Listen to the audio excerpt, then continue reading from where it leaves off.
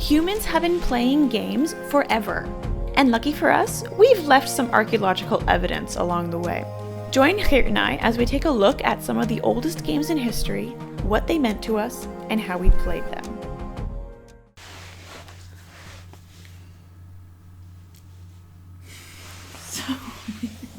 This is why we don't put the camera in your face so you can see yourself. And action.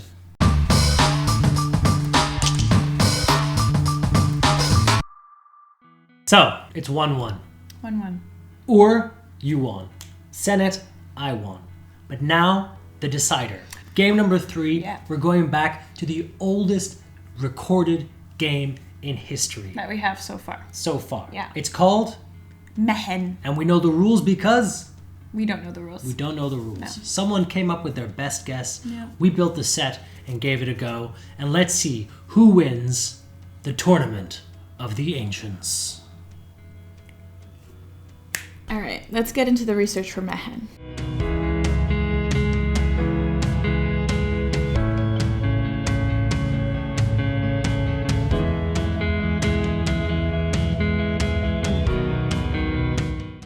So Mehen is an ancient Egyptian board game with archaeological references dating back to 3100 BCE. It seems like it was popular until about the end of the Old Kingdom, so about 2300 BCE, so it didn't have as long of a life as other games like Senet or the Royal Game of War. First off, let's talk about the name. Mehen can either refer to the shape of the game itself, because the word means coiled one, but it could also refer to the god Mehen. We find evidence of this god Mehen in the coffin texts, which are essentially kind of like precursors to the Book of the Dead, but the things after the pyramid texts. These are all just texts that people would need for the afterlife, essentially. The coffin texts obviously were written on a coffin. The coffin texts date until about the first intermediate period, which does correspond with our archaeological evidence of not finding any Mehen games past the Old Kingdom. Anyways, Mehen was a protective deity. He was in the form of a snake, and what he would do is protect Ra in the coils of his snake body as Ra traveled through the underworld every night in order to be reborn in the morning. This is a pretty dangerous journey because Ra had a lot of enemies in the underworld, so he definitely needed some protection.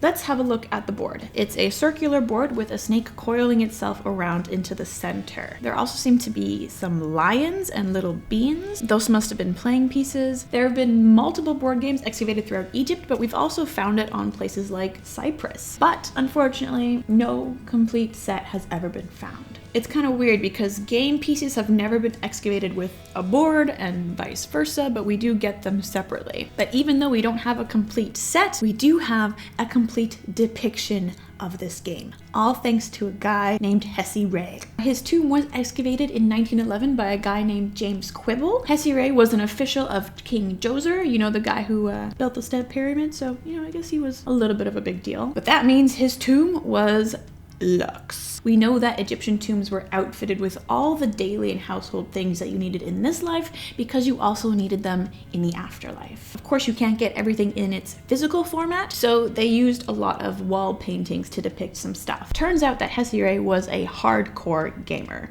just like my boyfriend. We found not one, not two, but 3 board games depicted in his tomb. And of course, they were complete depictions, and that included Mehen. We can see from this that it's a coiled board with a trapezoidal offshoot, 36 little beans separated into groups of 6, 3 lions and 3 lionesses. The snake itself has equally spaced lines on it that form squares that lead to the snake's head. There are no dice, but researchers believed they used the same stick dice that Senet used. They're also depicted in this painting, so it could be a thing. So it looks like you could play this game with up to 6 people. This is like probably the first multiplayer game. Now let's see what information I can send to Geert to make the game. They all look so different. Like some don't even have a spiral, they're just concentric rings. That's confusing. So now I've seen boards with like some 85 slots, some 100 slots. I saw one that even said it would have about maybe 400 slots. Like that's way too many. So it doesn't seem that the spaces matter too much. So I'm gonna let Geert decide on that. But the spiral is definitely something that we're going to keep because it just makes the movement of the board a lot easier. So now let's look at actually how to play the game. Just like with Senet, we do not have a rulebook for Mehen. We have no idea how it was played. Even Hesi-Ray didn't even put the rules symbols on his depictions on the walls, so obviously it just seems to be some sort of like obvious thing that we just don't know about. All the other depictions that we have of it are just of people playing the game, usually next to other people playing Senet, and it seems like they're always in a sort of social gathering. The earliest example that we have of this is from the Tomb of Rahotep, or Rahsepses, whoever you decide to call him, and that comes from the 5th dynasty in Saqqara, but again, no rules are written down. They seem to be having fun at least, so that's something. There are 2 people with their hands over the board, and they're marbles. So clearly the marbles are the playing pieces, but what about the lions? This depiction from Giza is cute. Okay, so it seems like this depiction here has some fun phrases that they're saying to each other while playing the game. One guy says, seizing the lead in Mehen, and the other guy's responding like, I'm coming for ya. Okay, he's not really saying that. He's saying, I take aim at you and play toward you. But you get the gist. If we look back at those coffin texts, which are called the Mysteries of Mehen, we get to see some pretty interesting things. It seems that the game may have been developed as a sort of religious or spiritual meaning, and it is even played during funeral rites. And when you're reading these texts, you really do kind of get a vibe for that. So as Ra enters the underworld to pass through during the night, he's got all these enemies that are going to be trying to come after him during his passage. This is where Mehen comes in. Mehen wraps Ra in his coils and prevents enemies from getting through as Ra travels through, as they call it, roads of fire that are millions of years in length. So it's just like no easy task to get the sun up every morning, guys. Okay, but if you knew the secret passwords, you'd be able to break through the coils and approach the god, which is actually like a really big deal for the Egyptians. So I can see why people would be making a game like this in order to interact with the sun god Ra. So we can imagine that the squares on the snake of this board game are sort of the roads that they have to go through, and if you know the passwords, you can kind of make your way through all of these roads and meet Ra in the middle. Coffin text spells 750 and 760 pretty much give us the rules of the game if we're looking at it. It says, make way for me.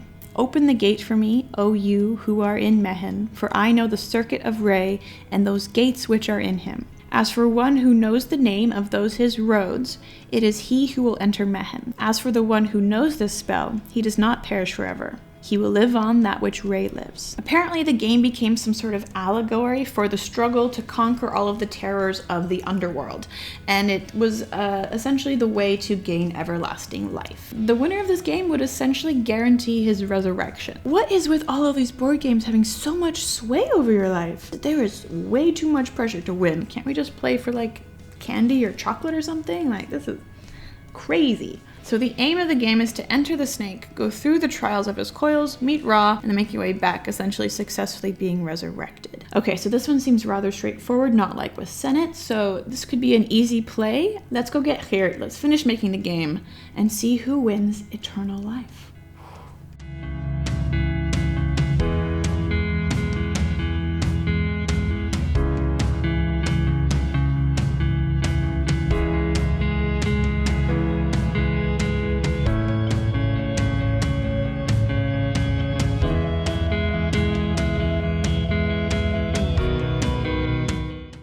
Let's make Mehen. Step 1, as always, research. Mehen is an ancient Egyptian game. We're hoping we can find some beautiful stuff. Mehen. The game. Look at that. Beautiful artwork. It's a spinning disc, often made out of clay, and with all these spaces on it.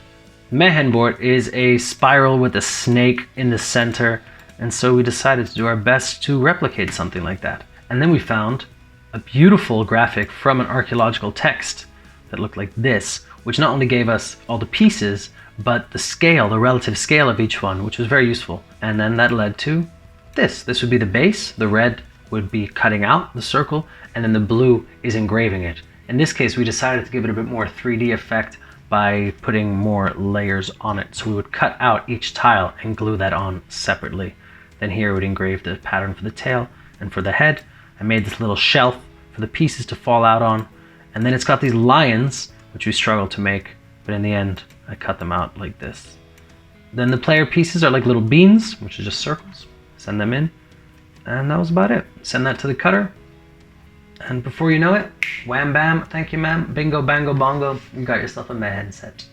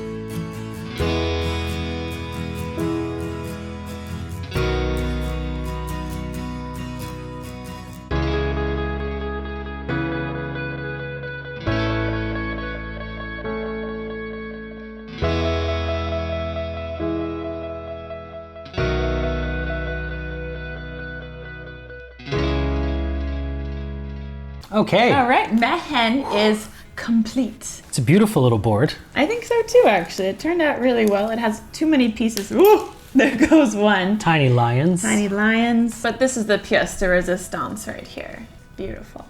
You did a really good job designing it. We're gonna make history. It's really big. Are you ready to play Mehen? I'm very excited. Yes? This will be the decider for this section of the series, the three, right? Because you won one, I won one. Yeah, I won one, you stole one. Whatever. This is gonna be interesting. Who do you guys think is going to win? Let us know in the comments below. This is the decider. This is Mehen. Stay tuned for the next episode where we actually play it and review it and just do all that fun stuff. If you liked the video, go ahead and smash that like button down below, and don't forget to smash the subscribe button down there as well. Big thank you to all of my patrons over on Patreon. They're really great for supporting the channel, and as always, throughout the entire Ancient Games series, they're getting early access to the videos, plus a print-at-home version that you can play yourself, and you can try it out, let us know how it goes. So if you want all those cool behind-the-scenes, fun little things, go become a patron over on Patreon. The link is in my description below. Big shout out to Mystery City for sponsoring this whole series. It's been so much fun. Don't forget to follow them on Instagram, like them on Facebook. Here's all of my socials, and as always, stay dirty, my friends.